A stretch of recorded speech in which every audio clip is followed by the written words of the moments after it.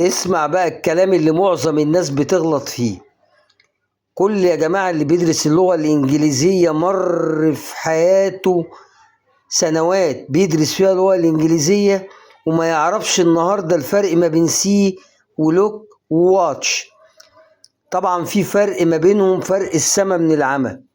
قبل ما نبدأ الفيديو وحد الله وصلي على حبيبك محمد صلى الله عليه وسلم، وتعالى نشوف الفرق يا جماعة ما بين كلمة سي ولوك واتش.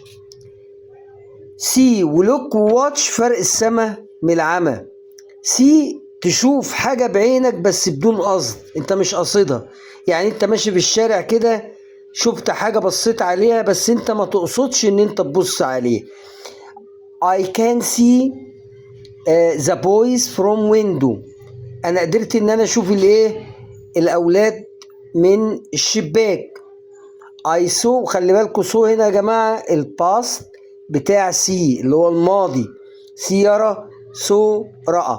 وهنبقى نتكلم ان شاء الله لما نبدأ سلسلة الجرامر مع بعض، هنفهم كل حاجة، ايه الفرق ما بين البريزنت والباست والكلام ده كله.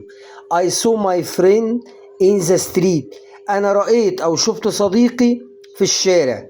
طبعا بدون قصد، انا ماشي في الشارع ببص لقيت صاحبي ماشي في الشارع. لوك يعني تبص على حاجة وانت قاصد ومركز قوي، مركز على الاخر. او يجي مثلا التيتشر يقول لك ايه، don't look at your phone during class. يعني ما تبصش في التليفون بتاعك اثناء الايه، اثناء الدرس او اثناء الحصة.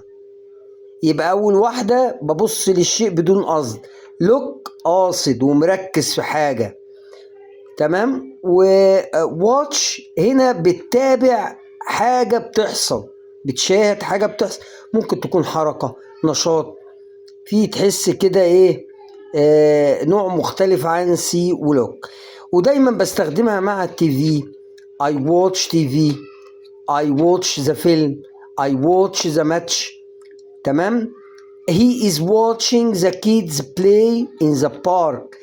هو بيشاهد الايه الاطفال وهي او الاولاد وهم بيلعبوا، او الاطفال وهم بيلعبوا فين، في البارك، في الايه، في الحديقه.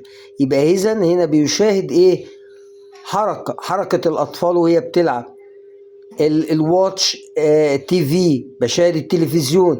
يبقى اذا دي يا جماعه مشاهده حركه ونشاط، ودايما بستخدمها مع التي في او مع كلمه فيلمز اللي هي افلام. يا رب بعد الفيديو ده اكون فهمت الفروق صح ما بين سي ولوك وواتش. يا رب لو كان الفيديو استفدتوا منه وعجبكم، يا ريت طبعا شرف كبير لينا ان انتوا تشتركوا في القناة وتدونا لايك جميل زيكم كده، وتفعلوا زر الجرس عشان ناس اكتر تستفيد من الفيديو. كنتم مع مستر رمضان مهران في قناة رمضان اونلاين، واشوفكم في فيديو جديد وحلقة جديدة. دمتم بخير، والسلام عليكم ورحمة الله وبركاته.